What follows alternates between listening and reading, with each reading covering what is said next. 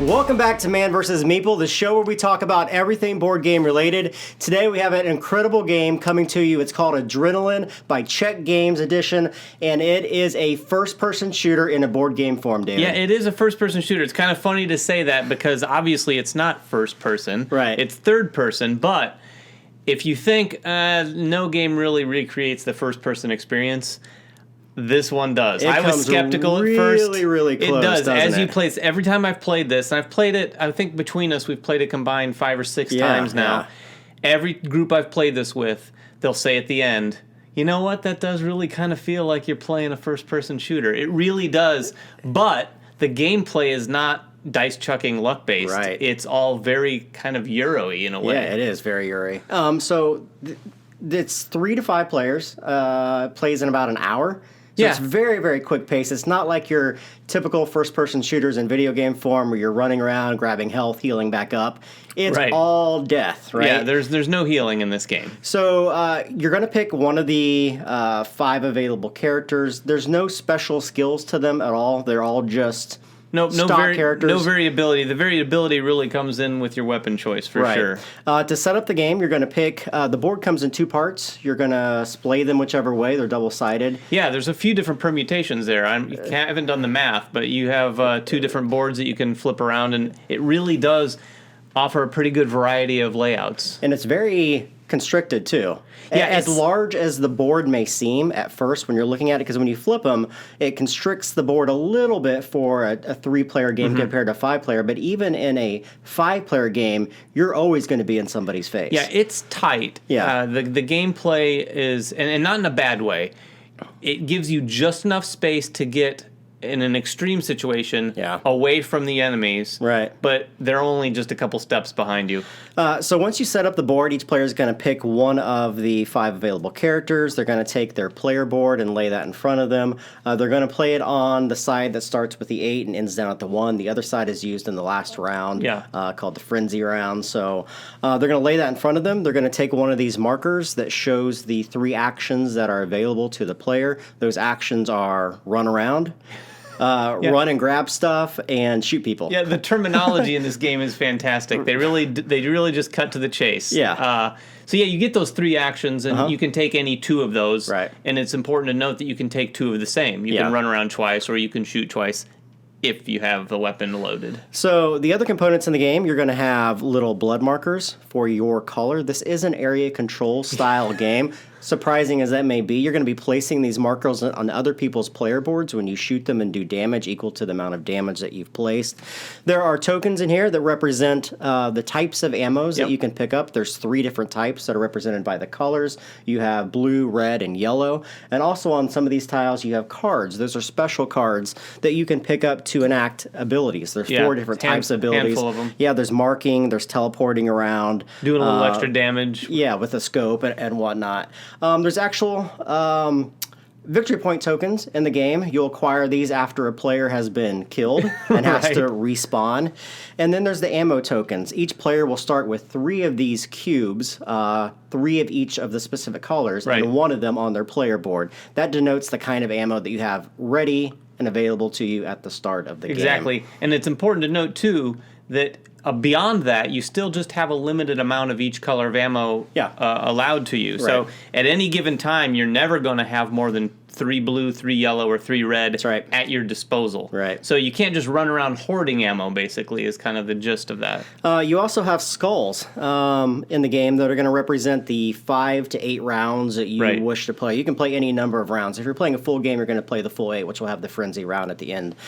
These skulls are really, really cool. Will be placed on the killed player. On the killed player's board, denoting that every time one of these skulls gets placed on a player once they're killed, their point values are lessened, so they're less juicy to kill in the future. They're not as it's not as worthwhile. I think the idea there is so that if you're playing 5 players, you're not all going to gang up on one guy and kill him repeatedly, because at a certain point he's going to be kind of worthless to kill. The biggest part of the game are the weapons cards. Now, each of these cards is completely and solely unique, and they have a whole range of abilities. There's 21 different weapons in the game, and they're broken down into basically two different types of cards outside of melee damage and range damage. There's cards that give you the option of either doing the top or the bottom action, and then there's cards that give you an action and then give you optional actions that you can pay into with additional ammo. Right. And then in the top left-hand portion, that is kind of a reloading ability or the cost to get that weapon either to pick up from the game board or to reload it. Yeah, the reloading, and we'll get to that in a couple minutes here, is really cool. And it's the vital part of this game. Right. You know, if you're not reloading, then you're running around gathering ammo so that you can, just like a first-person shooter. So to actually start in the game, each player needs to spawn in a particular locations. Every player is going to draw two of these smaller cards, and they're going to look at them. One of them they'll keep, one of them they'll throw away. The one that they choose to throw away will be their spawn location. So, for instance, this is a red one. They'll look at the red spawn location, and they'll place their character inside of that room. Now, it needs to be talked about the room a little bit. You want to talk about how the rooms actually work and how they're organized and line of sight? The rooms, if you look at the board here, the three colors that you really need to pay attention to most are the yellow, the blue, and the red. Right. That's the three different locations that you could possibly spawn, like Jeremy said. And you should take note, if you're playing in a 5-player game, there's going to be some people bunched up in rooms to begin with. So the gunplay starts right away. Right. And in each of those rooms, not only is there a spawn point, but that's where you have access to the weapons lockers in each of those rooms. So the yellow room here will have access to these weapons, and so on and so forth with the blue and the red. Right.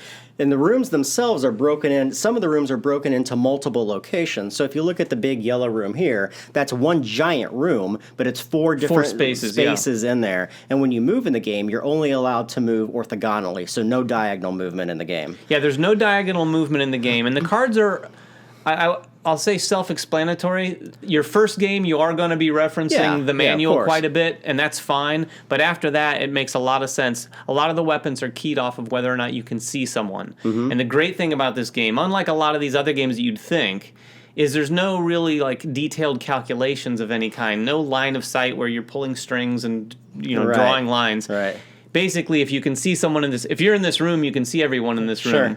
And while you're not shooting diagonally necessarily, any of the weapons that allow you to attack from one or two spaces will get you to a diagonal spot, obviously, with your weapon. The other cool thing this game does really, really well is, as we mentioned, the line of sight. There's doorways in here, and these doorways.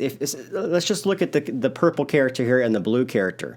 The purple character can see the blue character because they're hiding behind a door, theoretically. Right. They're kind of popping right next around. to it. They're right next to it, and they can kind of look around it and shoot anybody in that room. However, to see into this room, a character would have to be right on the other side of the doorway. Exactly. So that comes hugely into the strategy and the tactics of where you want to move and shoot and line up the weapons that you have. And not only strategically, but thematically, that is one of those things that really pushes the buttons for people who've played a first-person shooter. Yeah. Because you can almost imagine, like, okay, I'm right there up next to the door. He's out in the middle of that room. He's got nowhere to hide. Right. And in many of our games, people have used that strategy where they hold up in one of the smaller rooms. And this big yellow room is a fairly decent target, particularly for some of the weapons where you can really do some, like, splash damage, if you will. Area effect damage, yeah.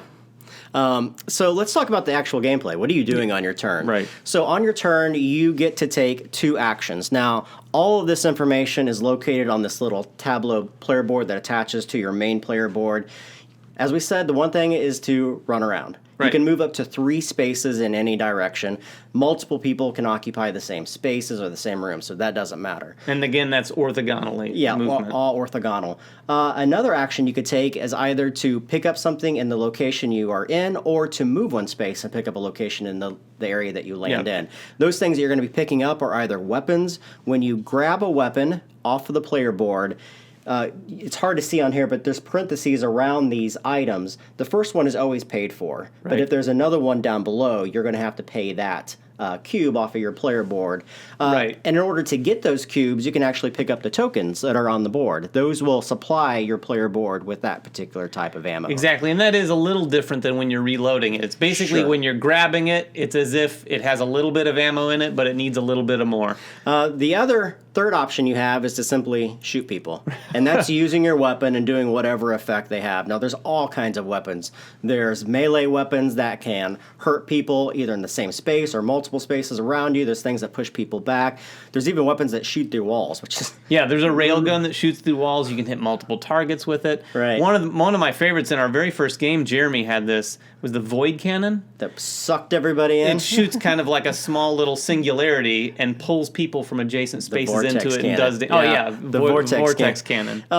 So any of those actions are available. Once a player has done 2 of those actions, they have the ability to reload a weapon. Now, when you use a weapon, you have to put it face up in front of you. That weapon's used. In order to get that weapon back, you have to reload it. So on this plasma gun, I'd have to pay 1 blue and 1 yellow to put this back in my hand, and that's considered reloaded. Right. Now, you do have extra actions available, but only if you are injured. So on your board, when players injure you, they're going to be placing their tokens on these little spaces. This is an area control for the players. Yeah, that's the cool thing about this. Jeremy said area control earlier. Yeah. It has nothing to do with the area on the board. You are the areas that people want to control. So the damage you're doing, you're not putting your own counters on your board. Right. Everyone's putting their counters on your board. And on these player boards, when you hit specific areas that you are damaged, you get extra abilities. So for instance, as I said before, you're allowed to move 1 space and pick something up, but if you're damaged 3 times, you can move twice. Right. And then pick something up. If you're damaged 6 times, not only can you shoot, but you can also move 1 space and then shoot. So those are extra abilities as you get more damage in the game. And those are significant. They are those very sound significant. like very subtle little differences, but those give you so much more opportunity on your turn. So what happens when someone is killed? A couple things we needed to note about the player board. The first thing that happens when someone is killed is that the player who did the first blood will get 1 point. Yes. So whoever's marker is in this first spot gets 1 victory point, and they take a token and put it on their side of the board. Now, the player who gets the kill shot... Yeah, the kill shot is where this game is really cool. And this is really what ticks down the timer on the game. Exactly. So whenever you get a kill shot, say if I was the one that killed Jeremy, I'm going to take my marker, I'm going to put it here on the kill shot track. Right. And that is when the red skull goes onto Jeremy's board. Yeah. So we're going to score that. Before that point, we're going to score the board and get the points. But from that point forward, he's going to be worth less points. And the victory points that you score are these tokens down here. So whoever has the most damage on your player board gets 8 points, and then 6, 4, 2, and so forth. And the reason why there's more than that is because as you get less valuable, their skulls will take up that first player position. Very cool. Now, the other thing you can do in the game is marking. Marking is when some of the weapons will mark a character so that when they do damage to you, it does extra damage to you. Right. That's another ability of an overkill. Now, overkills are bad in the game. It's like taunting a player, right? Yeah, it's kind of like, I'll name drop Gears of War right now. Sure. But if anyone's ever played Gears of War, there's the head stomp. After you've killed someone, you can stomp on their head. Right. It's kind of like doing that in this game, and because of that, the person who died is probably going to have a bit of a vendetta against you. Right. So if you do that, if you accidentally do too much damage, then you're going to be marked by that player. Right. And what marked means, Jeremy alluded to this a second ago, when you're marked, you get damage from that player who's marked you, kind of waiting in the wings, if you will, and then the next time they do any amount of damage, any of those marks come down and do extra damage to you as well. So this will happen until either 5, 6, 7, or 8 characters are killed in the game, depending on your game length. If you do play up to 8, you're going to have a frenzy at the end, which all players get 1 more round, including that player. Yeah, it's kind of a crazy frenzy time. And then there's some extra abilities that could come into play when that happens. So I got to say, this is the best first-person shooter game. Now, I've played Frag before, and this is just a very fast, quick experience. There's no healing in the game, so you're constantly going out there, picking up weapons, loading them, and just shooting people. It's just great. And it's not luck. I don't mind a luck game, but when I played games like this before and you move into a room and you're rolling dice and you miss, and you roll dice again and you miss, this game's just far more strategic. Yes. And not only is the area control very Euro-based, yes, but there's resource management. Yes. I mean, there's a lot of moving parts in this game. Sure. So if you're a thinking man's gamer, this is definitely a first-person shooter experience for you. Yeah. Fantastic game. The graphic design on the card is great. The board is okay.